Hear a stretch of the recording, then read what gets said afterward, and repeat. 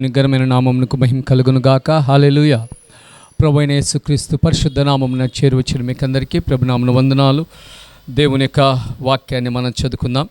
పరిశుద్ధ గ్రంథమున బైబిల్లో నుండి అపోస్తలుల కార్యములు 9వ అధ్యాయము మొదటి నుండి కొన్ని మాటలు మనం చదువుకుందాం. సౌలు ఇంకను ప్రభు యొక్క శిష్యులను బెదిరించుటయును హత్య చేయుటయును తనకు ప్రాణాధారమైనట్టు ప్రధాన యాజకుని యొద్దకు వెళ్ళి, ఈ మార్గమందున పురుషులనైనను స్త్రీలనైనను కనుగొని నెడల వారిని బంధించి యెరూషలేమునకు తీసుకుని వచ్చుటకు దమస్కులోని సమాజంలో వారికి పత్రికలు ఇమ్మని అడిగెను. యేసుక్రీస్తు ప్రభు సేవ ప్రారంభించి ఆయన మన పాపముల కొరకు మరణించి తిరిగి లేచిన తరువాత ఆది సంఘము ఏర్పడి అనేకమైనటువంటి ఆశ్చర్యమైన కార్యములతో ఐక్యతతో సంతోషకరంగా ఏక మనసుతో ఏకభావంతో ప్రభును ఆరాధిస్తూ ప్రభును గణపరుస్తున్నారు. అటువంటి పరిస్థితులలో దేవుడు తన యొక్క చిత్తాన్ని ఆ సమయంలో నెరవేరుస్తూ వచ్చాడు. అదేంటనగా ఎవరైతే వ్యతిరేకంగా ఉన్నారో వారి ద్వారానే దేవుడు తన కార్యాన్ని జరిగించాలని ఉద్దేశించాడు. దేవునికి స్తోత్రం కలుగుగాక. మరి వ్యతిరేకమే కాదు కానీ మరి సౌలు యొక్క పరిస్థితి మనం గమనించినట్లయితే ఆ వ్యక్తి అనగా సౌలు ఎంతో జ్ఞానం కలిగినటువంటి వ్యక్తిగా ఉన్నాడు, మరి నిష్ట కలిగినటువంటి వ్యక్తిగా ఉన్నాడు, ధర్మశాస్త్రమును నేర్చుకున్నటువంటి విధి విధానాలలో కూడా ప్రవీణుడిగా ఉన్నాడు. అటువంటి శక్తి కలిగినటువంటి వ్యక్తిగా ఈ సౌలు ఉన్నాడు. అయితే ఆ కాలంలో యూదులైన వారు ఇశ్రాయేలు ప్రజలందరూ కూడా లేఖనములలో సెలవిచ్చినట్టుగా మెస్సయ్య కొరకు ఎదురు చూస్తూ ఉన్నారు. ఆ మెస్సయ్య యేసుక్రీస్తే అన్న సత్యాన్ని తెలుసుకోలేకపోయారు. అటువంటి పరిస్థితులలో మరి దేవుని యొక్క మహాకృపను బట్టి యేసుక్రీస్తు ద్వారా పిలువబడి ఆయన యొక్క మాటలు దగ్గరుండి స్వయానా విని ఆయన చేసిన అద్భుతాలు అనుభవించి ఆయన చేసినటువంటి క్రియలు కల్లారా చూసి ఎంతగానో తరించినటువంటి వారు సంపూర్ణంగా దేవుని సేవ కొరకు తమ ప్రాణాలు అర్పించడానికి సిద్ధపడ్డారు. అంతేకాకుండా ఆయా సమయాలలో దేవుని ద్వారా యేసుక్రీస్తు ద్వారా అద్భుతమైనటువంటి స్వస్థతలు పొందుకున్న వారు, మరి అనేకమైనటువంటి కల్లారా ఆశ్చర్యాలు చూసినటువంటి వారు, ఈ ప్రజలందరూ కూడా మరి ప్రభు రాకడ కొరకు నేను ఏ మేఘం మీద అయితే వెళ్ళిపోతున్నానో అదే మేఘం మీద నేను మరలా వస్తాను, ఎందుకు ఎదురు చూస్తున్నారు గలిలయ మనుషులారా అని చెప్పినటువంటి ఆ మాటను బట్టి యేసుక్రీస్తు ప్రభు త్వరలో వచ్చేస్తాడని ఆ సమయంలో ఆది సంఘము కూడుకొని ఎంతగానో చక్కగా ప్రార్థనలు చేస్తూ ఆరాధిస్తూ ఉండేటువంటి సమయం. అటువంటి పరిస్థితులలో మరి ధర్మశాస్త్రమునకు వ్యతిరేకంగా ఈ కార్యములు జరుగుతున్నాయి, సర్వశక్తివంతుడైనటువంటి దేవుని యొక్క చిత్తానికి వ్యతిరేకంగా ఈ యేసుక్రీస్తు ఉన్నాడు అనేటువంటి భావనతో ఉన్నారు. మరి ఆయనే మన పాపములన్నిటి కొరకు నరగొర్రె పిల్లగా వధించబడ్డాడు అన్న సత్యాన్ని ఆ కాలంలో తెలుసుకోలేకపోయారు. అటువంటి కాలంలో సౌలు అటువంటి వారందరినీ కూడా ఏం చేస్తున్నాడంటే చక్కగా మరి బంధించి శిక్షించడానికి చంపడానికి కూడా వెనుకాడకుండా చేస్తున్నాడు. ఎంత బాధాకరమైనటువంటి విషయమో తెలుసా? దేవుని యొక్క చిత్తము ఎంత ఆశ్చర్యకరంగా నెరవేరుతూ ఉందో చూడండి. నా ప్రియ సహోదర సహోదరి, దేవుడు తన ప్రజలను ఏర్పాటు చేసుకున్నప్పుడు ఆయన ముందుగానే మత్తయి రాసిన సువార్తలో చెప్పాడు, నా కొరకు మిమ్మల్ని హింసిస్తారు, శిక్షిస్తారు, చంపుతారు, ఆ సమయంలో చెడమాటలు పలుకుతూ ఉంటారు. అటువంటి పరిస్థితులలో మీరు పరలోకమందు మీ ఫలము అధికమవుతూ ఉందని ఆనందించండి, సంతోషించండి అని చెప్పాడు. అందును బట్టి ఆ ప్రభువు అయిన యేసుక్రీస్తు వారు చెప్పిన మాటలు బట్టి ఎంతగానో సంతోషకరంగా ఆనందిస్తూ ప్రాణాలు అర్పించడానికి సిద్ధపడుతున్నారు. ఇలాగా జరుగుతున్నటువంటి పరిస్థితులలో సౌలు అక్కడ ఉన్నటువంటి వారిని కాదు కానీ మరి యెరూషలేములో ఆయా ప్రాంతాలలో ఎక్కడెక్కడైతే ఈ విధమైనటువంటి ఆరాధనలు జరుగుతున్నాయో యేసుక్రీస్తు ప్రభును ఆరాధించేటువంటి ఆరాధికులు ఎక్కడెక్కడైతే ఉన్నారో వారందరినీ కూడా ఏం చేయాలి? చంపాలి, వారిని శిక్షించాలి, ఆ కార్యాలు చేయకుండా వారిని ఆపాలి అనేటువంటి ఉద్దేశంతో ఏం చేస్తున్నాడంటే ప్రధాన యాజకుల ద్వారా లెటర్లు కోరుకుంటున్నాడు, అధికార పత్రాలు తను కావాలని కోరుకుంటున్నాడు. ఎంత భయంకరమైన పరిస్థితి వచ్చిందండి. ఆ సమయంలో అయ్యా మనుషులను హత్య చేయడము, నరహత్య చేయడము చాలా తప్పు అని ఈ ప్రధాన యాజకులు కూడా ఏ విధంగా మాట్లాడకుండా ఉన్నారు. బాధాకరమైన విషయం. కానీ దేవుని యొక్క కృప మన పట్ల ఎంత గొప్పగా ఉందో చూడండి. దేవుడు మనకి ఎన్ని విషయాలు మన యొక్క హృదయంలో చక్కని విషయాలు చేర్చి ప్రభువు నామమునకు భయంకరంగా ఆయనకు దగ్గరయ్యేటువంటి రీతిగా, ఆయనలో లీనమయ్యే రీతిగా దేవుడు చేస్తున్నాడో ఒక్కసారి ఆలోచన చేసుకోవాలి. ఆ ప్రధాన యాజకులు ఆ కాలంలో ధర్మశాస్త్రము చక్కగా నెరవేర్చుతున్నటువంటి సమయం కదా. మరి బలి విధానాలు, మరి కార్యాలు అన్నీ కూడా చక్కగా జరుగుతున్నటువంటి ఆ కాలంలో జరిగినటువంటి కార్యం ఏంటంటే ప్రధాన యాజకుని యొద్దకు వెళ్ళి ఈ మార్గమందున పురుషులనైనను స్త్రీలనైనా కనుగొనిన ఎడల, ఎవరైనా అలాగ చేస్తున్నారు అని తెలిస్తే, ఇప్పటిలాగా మనము బహిరంగంగా వెళ్ళి స్వార్థ ప్రకటించి ప్రభువును ఎక్కడ పడితే అక్కడ ఆరాధించేటువంటి పరిస్థితులు ఆ ప్రారంభ కాలంలో లేవు. అయితే ఆ సమయంలో పౌలు చేసినటువంటి కార్యము, పలానా వారు ప్రార్థనలు చేస్తున్నారు, యేసుక్రీస్తు నామమున చేస్తున్నారు, ధర్మశాస్త్రానికి వ్యతిరేకంగా ఉన్నారు, వారు బలులు అర్పించటం లేదు, వారి పద్ధతులు పాటించటం లేదు అన్నటువంటి విషయాన్ని తెలిసిన వెంటనే అట్టి వారిని అధికారపూర్వకంగా ఏదో కోపోద్రేకంతో కాదు కానీ, ఏదో తనకు ఇష్టం వచ్చినట్లు కాదు కానీ, అధికారికంగానే చంపడానికి లేదా వారిని శిక్షించడానికి అధికార పత్రాలు పొందుకోవడానికి సిద్ధపడుతున్నాడు. అలా ఇవ్వమని ప్రధాన యాజకులు దేవుని సంధానంలో యాజకత్వం చేసినటువంటి నరులకును దేవునికి మధ్యవర్తిత్వము వహించినటువంటి ఆ ప్రధాన యాజకులే ఏం చేస్తున్నారో తెలుసా? సర్వాధికారి అయినటువంటి మన కొరకు ప్రాణం పెట్టి, మన కొరకు రక్తాన్ని చిందించి, మన యొక్క ప్రతి పాపము నుండి మనల్ని పవిత్రులుగా చేసేటువంటి ఆ యేసుక్రీస్తును అనుసరించేటువంటి ఆ బిడ్డలందరినీ కూడా శిక్షించమని ఈ యొక్క ప్రధాన యాజకులు మరి చక్కని అధికారపూర్వకంగా లెటర్లు రాస్తూ మరి అధికారాన్ని అందిస్తూ ఉంటే సౌలు అదెంతో మరి తను సంతోషకరంగా చేస్తున్నాడు. అదే తనకు కూడనట్లుగా, అదే తనకు మంచి కార్యమైనట్లుగా తను చేస్తూ వచ్చాడు. ఎంత బాధకరమైనటువంటి విషయమో తెలుసా నా ప్రియ సహోదర సహోదరి? ఎప్పుడు కూడా పడిన గోడలు పడినట్లుగా ఉండవు. దేవునికి స్తోత్రం కలుగుగాక. ఒక రాయి శిల్పం కావాలంటే అనేక దెబ్బలు తిన్న తర్వాతనే అది చక్కని రూపుకు వస్తుంది. దేవునికి స్తోత్రం కలుగుగాక. అది చెక్క అయినా సరే, ఇనుమైనా సరే, మట్టి అయినా ఏదైనా సరే, అది అనేక రీతులుగా బాధను, శ్రమను, కష్టాన్ని అనుభవించిన తర్వాతనే చక్కని రూపాన్ని తెచ్చుకుంటుంది. దేవుని యొక్క కృపచేత ఈ దినాన మనము కూడా దేవుని ఆత్మచేత నింపబడిన వారముగా దేవుని యొక్క చిత్తం ఏదో తెలుసుకొని, అందుకే ఆ కాలంలో ప్రధాన యాజకుడు అయినప్పటికీ కూడా దేవుని చిత్తము ఇది కాదు అన్నట్లుగా ఉన్నారు. ప్రవక్తలు అనేకమైనటువంటి విషయాలు మరి ప్రవచనాల ద్వారా తెలియచేయబడినప్పటికీ కూడా యేసుక్రీస్తుకు ముందుగా ఉన్నటువంటి మార్గం సరాం చేసేటువంటి బాప్తిస్మం ఇచ్చేటువంటి యోహాను చక్కగా చెప్పినప్పటికీ కూడా బాప్తిసం ఇచ్చేటువంటి యోహానును నమ్మారు, కానీ ఆయన చెప్పినటువంటి మాటను మట్టుకు నమ్మలేదు. యోహాను ఇచ్చేటువంటి బాప్తిసం పొందుకోవడానికి సిద్ధపడుతున్నారు, కానీ యేసుక్రీస్తు ప్రభు చెప్పేటువంటి మాటలు అంగీకరించి అనుసరించడానికి మట్టుకు ఇష్టపడకుండా ఉన్నారు. అటువంటి పరిస్థితులలో నా ప్రియ సహోదర, మరి దేవుడు మనకు అధికమైనటువంటి అవకాశాన్ని కలగజేసి, అధికమైనటువంటి కృపను కుమ్మరింప చేసి, తనను కూర్చున్నటువంటి విషయాలు అనేకంగా తెలుసుకొని సత్యాన్ని అనుసరించేటువంటి రీతిగా దేవుడు మనకు అవకాశం కలగజేశాడు. దేవునికి స్తోత్రం కలుగుగాక. చూడండి, పత్రికలు ఇచ్చినప్పుడు ఇంకా ఎంత అధికారము, ఎంత పవర్ఫుల్గా ఉంటారో చూడండి. ఇప్పుడు ఉన్నటువంటి రాజకీయ నాయకులు కూడా ఎలాగుంటారంటే, ఇప్పుడు నేను గెలుస్తున్నా లేదా, వస్తుందా లేదా, మళ్ళా అధికారాన్ని నేను పుంజుకుంటానా లేదా, నా సీటు నాకు దక్కుతుందా లేదా అనేటువంటి ఆందోళనలో ఉంటారు. అధికారం లేనప్పుడు మాట్లాడే మాటలు, అధికారం లేనప్పుడు చేసే కార్యాలు ఒక రీతిగా ఉంటాయి, అధికారం ఉన్నప్పుడు చేసేటువంటి కార్యాలు ఒక రీతిగా ఉంటాయి.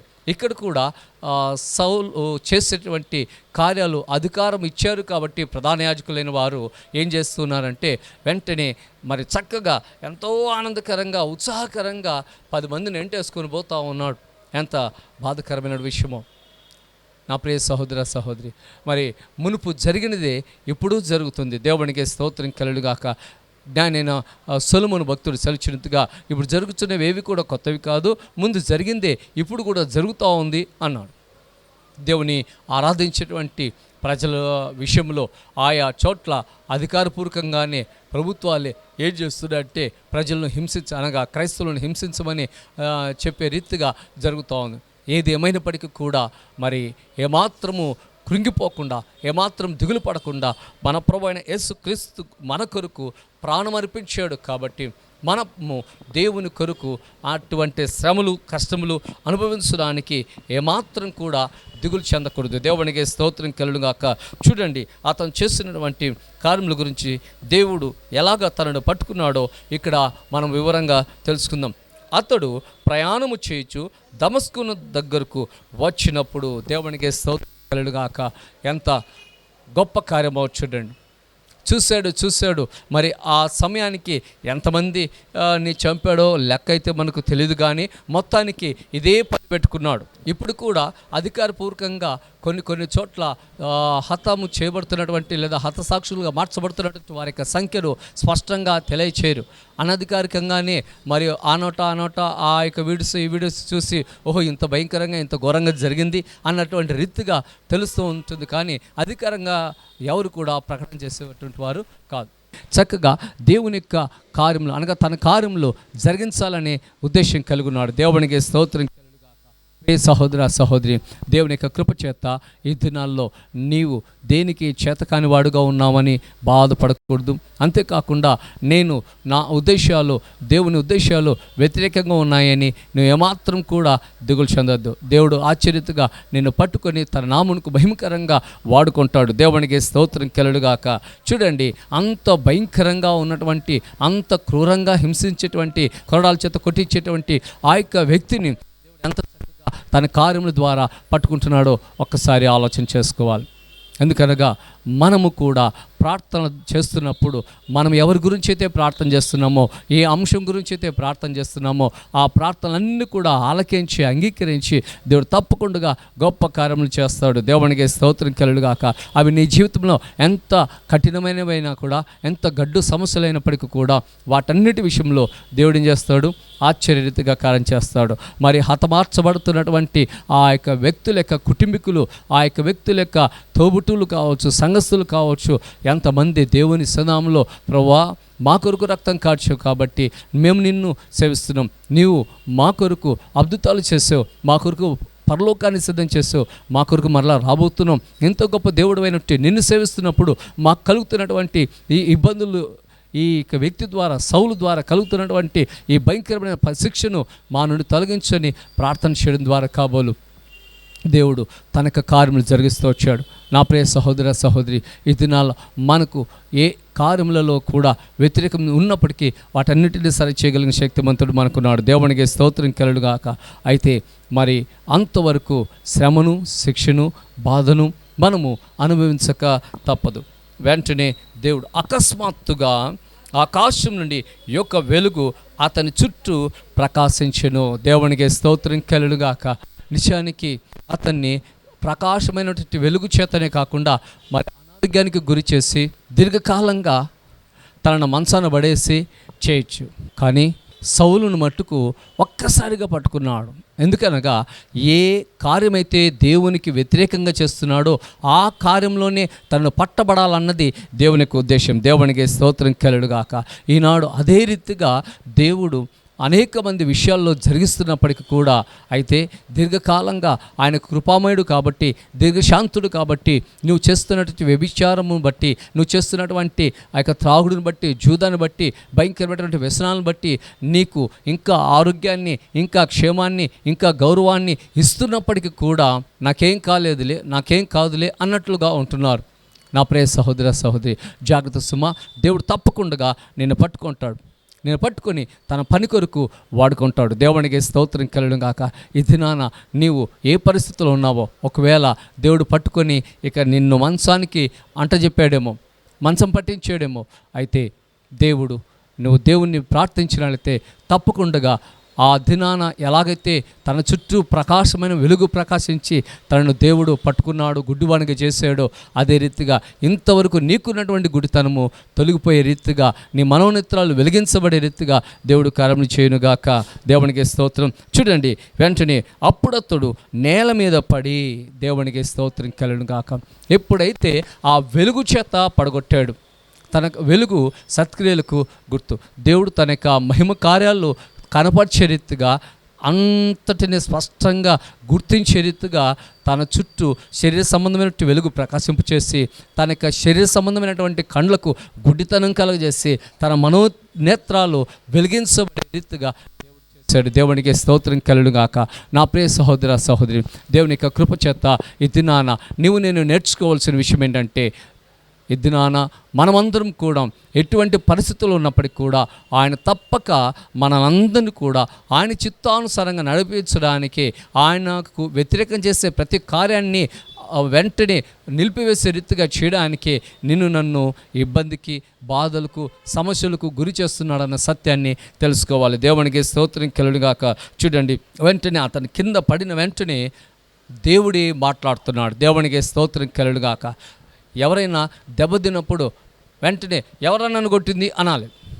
కానీ అక్కడ జరిగినటువంటి కార్యం ఏంటంటే, అప్పుడతడు నేల మీద పడి సౌలా సౌలా. ఎంతో ప్రత్యేకమైనటువంటి విషయమో చూడండి. మామూలుగా అరవవలసింది ఆ సౌలు అరవాలి. ఏమైంది, నాకు ఎవరు కొట్టారు, ఏం జరిగింది అని అరవాలి.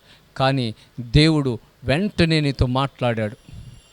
సౌలుతో, సౌలా సౌలా, నీవేళ నన్ను హింసించుతున్నావని నేరుగా సూటిగా తనతో ఒక స్వరము పలుకుట విన్నాడు.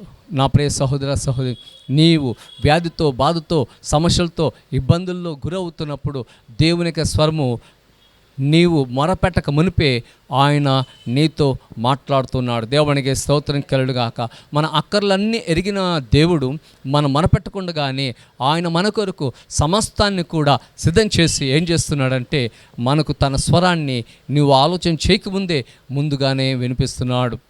అందుకొరకే నీకు వెంటనే దేవుని నాంబట్టి ప్రార్థన చేయాలనిపించడము, దేవుని యొక్క దాసులను పిలిపించుకోవాలనిపించడము, వారు వచ్చి ప్రార్థన చేయాలని అనిపించడము, అటువంటి ఆలోచనలు కలగడానికి కారణం ఏంటంటే, నీ అంతరాత్మలో దేవుడు నీతో మాట్లాడుతున్నాడు. దేవునికి స్తోత్రం కలుగునుగాక. దేవునికి వ్యతిరేకంగా పనిచేస్తున్నటువంటి సౌలు ఎలాగైతే మరి ప్రకాశమైన వెలుగుకు కింద పడిపోయాడో, తన అధికారం అంతా తగ్గిపోయిందో, తనకు ఉన్నటువంటి అహమంతా తగ్గిపోయిందో, తనకున్నటువంటి సమస్తము కూడా మరి నిర్వీర్యమైనటువంటి రీతిగా వచ్చేసాడు. వెంటనే దేవుడు తనతో మాట్లాడడం ప్రారంభించాడు. దేవునికి స్తోత్రం కలుగునుగాక. ఈనాడు నీ శరీర బలం తగ్గిపోతున్నప్పుడు, నీ అధికార బలం తగ్గిపోతున్నప్పుడు, నీ ధన బలము తగ్గిపోతున్నప్పుడు, నీ స్నేహబలం తగ్గిపోతున్నప్పుడు నువ్వు నేర్చుకోవాల్సిన విషయం ఏంటంటే, దేవుడు నాతో మాట్లాడడానికి సిద్ధపడుతున్నాడు. దేవుడు నాతో మాట్లాడుతున్న ప్రతి మాటను నేను అంగీకరించాలి. ఇప్పుడే నేను మేల్కోవాలని ఆలోచన కలిగి ఉండాలి.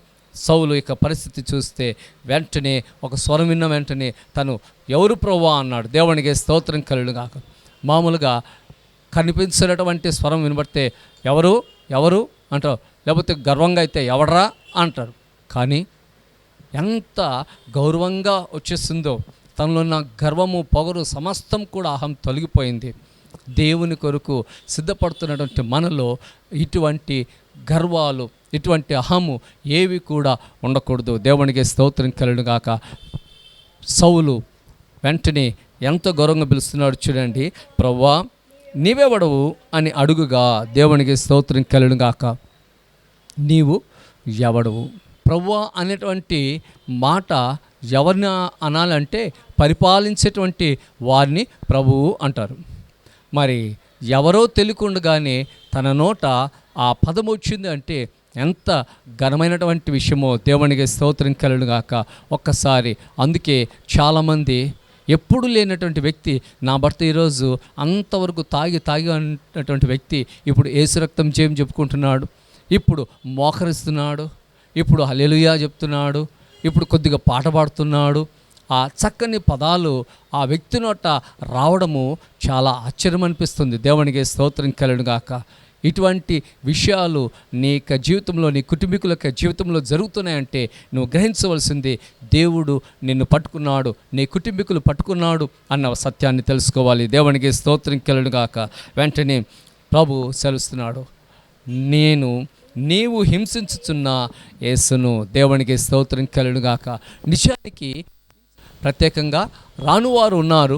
అయితే సౌలు యేసుక్రీస్తు యొక్క అనుచరులను లేదా యేసుక్రీస్తును ఆరాధించేటువంటి విశ్వాసులను శిక్షించడం ప్రారంభించడం. కానీ తన బిడ్డలను ఏదైనా అంటే అది ఎవరిని అన్నట్లు అంటే దేవుణ్ణి అన్నట్లే. దేవునికి స్తోత్రం కలుగును గాక. ఆయన అబద్ధమాడేటువంటి వాడు కాదు, ఆయన చూడకుండా ఉండేటువంటి దేవుడు కాదు, ఆయన చూస్తూ ఉన్నటువంటి దేవుడు. మనం పడుతున్న బాధలన్నీ కూడా ఆయన అనుభవిస్తున్నాడు.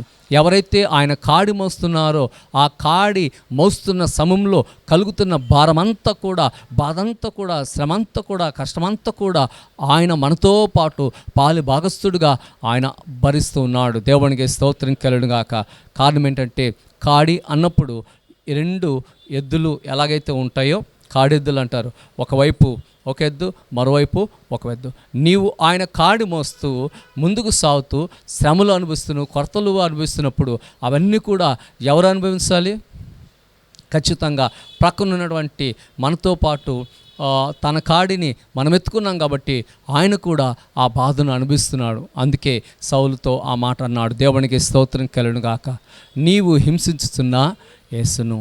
ఈనాడు ప్రియ సహోదర సహోదరి, ఇన్ని శ్రమలు నాకు కలుగుతున్నాయి, ఇన్ని కష్టాలు వస్తున్నాయి, ఇన్ని బాధలు నాకు వస్తున్నాయి అని నువ్వు బాధపడి భయపడపోవాల్సిన పని లేదు. ఇవన్నీ కూడా ఆయన భరిస్తూ ఉన్నాడు. దేవునికి స్తోత్రం కలుగును గాక. ఆ బాధ పెట్టేటువంటి వారి విషయంలో దేవుడు ఏం చేస్తున్నాడో ఒక్కసారి తెలుసుకుందాం. చూడండి, నీవు లేచి పట్టణంలోనికి వెళ్ళుము, అక్కడ నీవు ఏమి చేయవలను.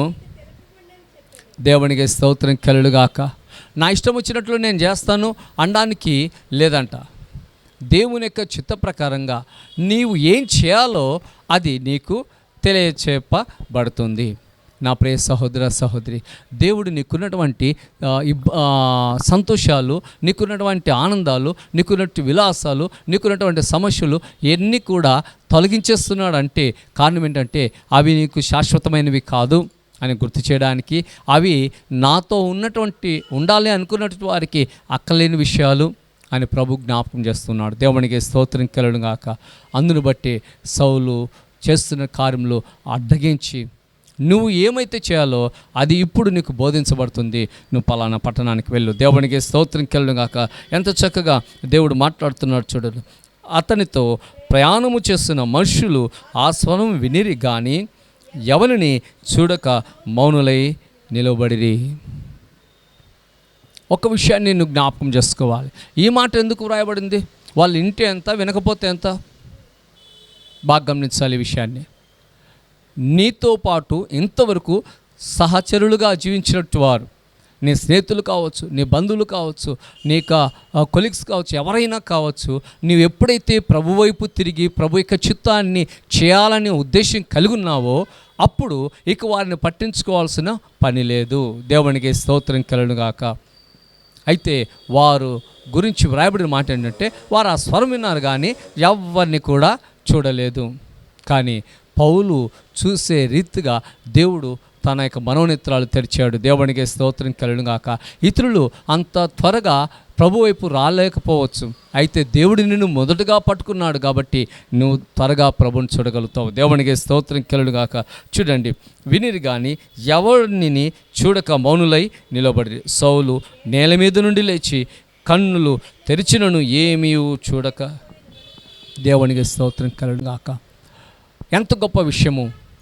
ఎప్పుడైతే కింద పడిపోయాడో ఆ ప్రకాశమైనటువంటి వెలుగునకు తన కళ్ళు కనబడకుండా పోయాయి. ఎందుకనగా ఎంత ప్రయత్నం చేసినా కూడా ఏది కూడా కనపడటం లేదు.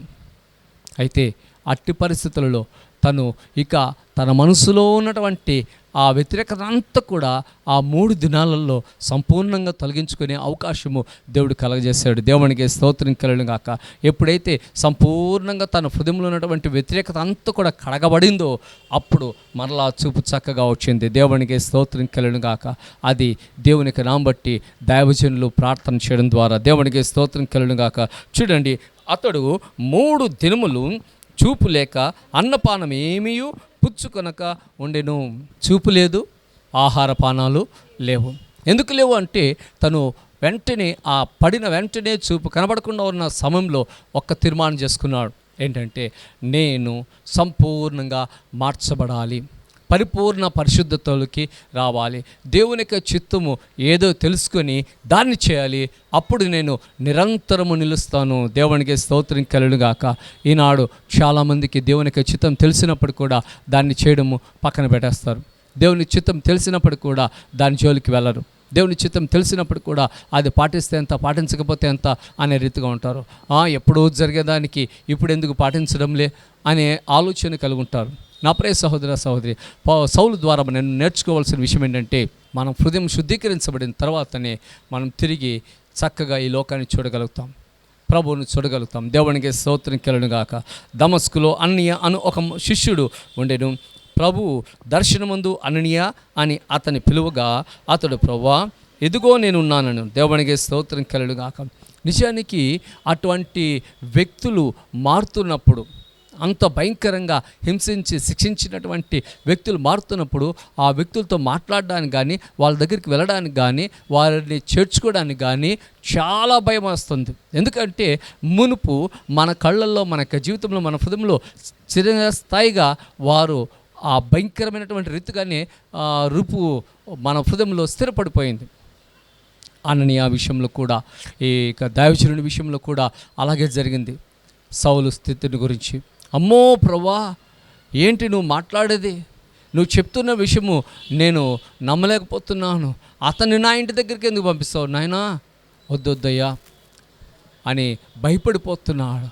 భక్తుడే ప్రార్థన చేస్తాడు. ఎంత గొప్ప భక్తుడు అంటే తను చేస్తున్న ప్రార్థనకు దేవుడు జవాబులు ఇస్తూ వచ్చాడు. దేవునికి స్తోత్రం కలుగును గాక. అయినా కూడా శరీరంతో ఉన్నారు కాబట్టి భయపడిపోయాడు. వెంటనే అన్నాడు ప్రభు అన్నాడు, అయ్యా సౌలు మునుపట్లాగా లేడు, నేను ఏర్పాటు చేసుకున్నటువంటి పాత్ర అయి ఉన్నాడు. దేవునికి స్తోత్రం కలుగును గాక. ఈనాడు నీ జీవితము ఎంతమందికి బాధను కలిగించిందో, నీ భార్యకు బాధను కలిగించుండొచ్చు, నీ భర్తకు నీ యొక్క వ్యవహార పరిస్థితులు బట్టి బాధ కలిగి ఉండొచ్చు, నీ పిల్లలకు ఇబ్బంది ఆటంకం కలిగి ఉండొచ్చు.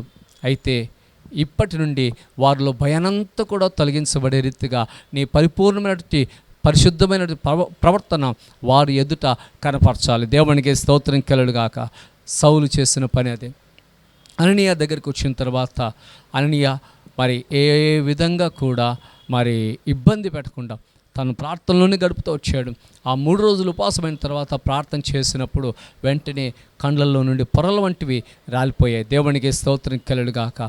ఈనాడు గర్వపు పొరలు తొలగిపోవును గాక. దేవునికి స్తోత్రం కలుగును గాక.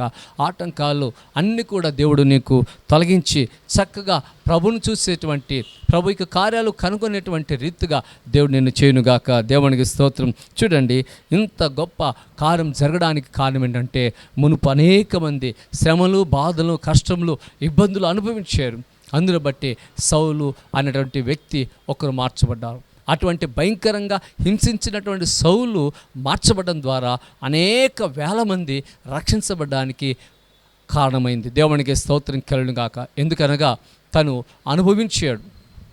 మునుపు శ్రమలు ప్రజలను శిక్షించినప్పుడు, హింసించినప్పుడు ఆనందిస్తూ వచ్చాడు. అయితే ప్రభు కొరకు తనే హింసలు పొందుకోవడానికి, తనే బాధలు అనుభవించడానికి, తనే దెబ్బలు తినడానికి, ఇక చావడానికి కూడా సిద్ధమైపోయాడు. చిరఛేదనం కూడా చేయబడింది సౌలు యొక్క జీవితంలో. కారణం ఏంటంటే, దేవుడు ఎన్నడూ కూడా ఆయన మాట తప్పని దేవుడు. అంతేకాకుండా న్యాయము దినదినము కూడా జరిగించే దేవుడు. మనం చేసినటువంటి క్రియలను బట్టి మనకు తగిన ప్రతిఫలము ఇచ్చే దేవుడు. దేవునికి స్తోత్రం కలుగును గాక.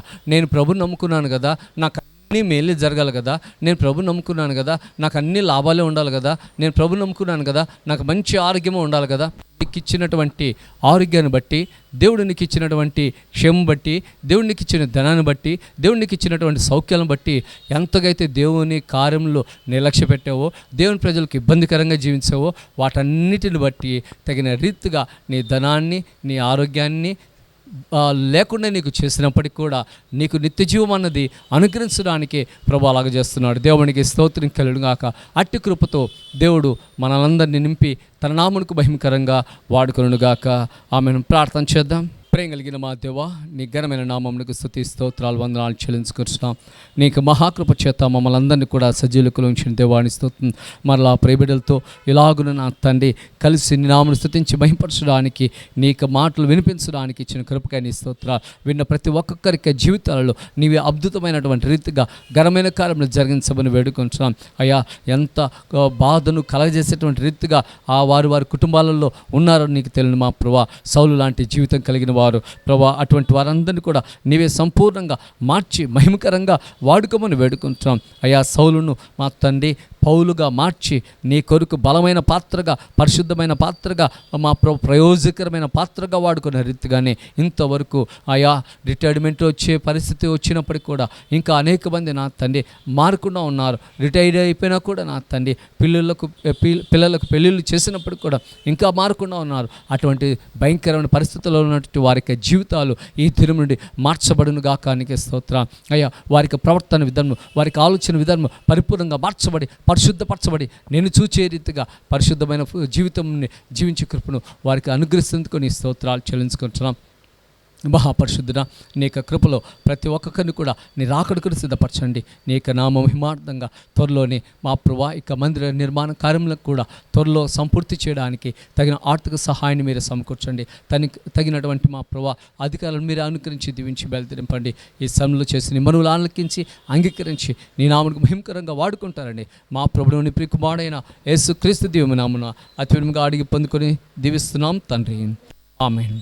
మన తండ్రి అయిన దేవుని యొక్క ప్రేమయు, ప్రభు అయిన యేసుక్రీస్తు యొక్క కృపయు, పరిశుద్ధాత్మని కలిగిన సహాయము సమాధానము ఇప్పుడు ఎల్లప్పుడు కూడి మనందరికీ నిశ్రలోక పరిశుద్ధులకును ఆయనకి స్నామంలో పాల్గొని ఆయనకి జీవ మాటలు విన్న ప్రతి ఒక్క బిడ్డకు తోడి ఉండి వారిలో ఉన్న పాపం తొలగించబడి పరిశుద్ధపరచబడి నిత్య రాజ్యానికి వారసులుగా అనేక ఆత్మలు రక్షించే శక్తితోనూ నింపబడునుగాక. ఆమేన్. యేసు రక్తమే జయం, ప్రభు యేసు రక్తమే జయం, ప్రభు యేసు నామమున సంపూర్ణ విజయం కలుగునుగాక. ఆమేన్. నా ప్రాణమా యెహోవాను సంతించుము, నా అంతరమున సమస్తమైన పరిశుద్ధనామం సంతించుము. నా ప్రాణమా యెహోవాను సంతించుము, ఆయన చేసిన ఉపకారములలో దేనిని మరువకము. ఆమేన్. అందరికీ వందనాలు.